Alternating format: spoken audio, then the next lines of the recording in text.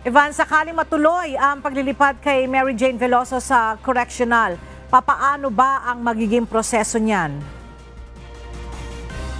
Magandang tanghali sa iyo, Ella. Ayon sa panayam natin kanina kay Bureau of Corrections Director General Gregorio Pio Catapang Jr., pagdating ni Mary Jane Veloso ay idediretso siya sa Reception and Diagnostic Center ng Correctional Institution for Women para sumailalim sa evaluation.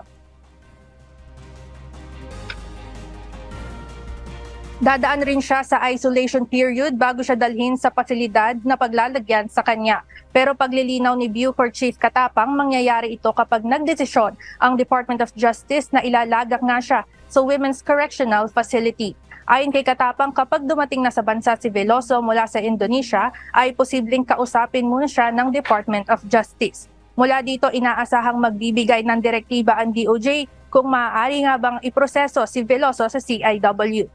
Ayon din sa naging panayam natin kay Department of Justice o DOJ Undersecretary Raul Vasquez, malaki ang posibilidad na sa CIW idiretso si Veloso kung maayos naman ang health condition nito.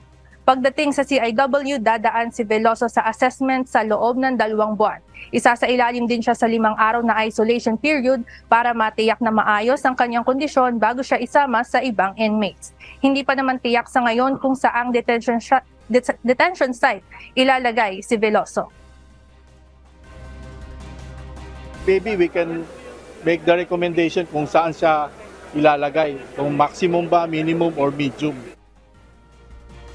Samantala, tiniyak rin ng Bucor na handa itong sumunod sakaling magdesisyon naman si Pangulong Ferdinand Marcos Jr. na bigyan ng clemency itong si Veloso o itutuloy nito sa Pilipinas ang pag-serve sa nalalabi niyang sentensya sa kasong kinaharap niya sa Indonesia.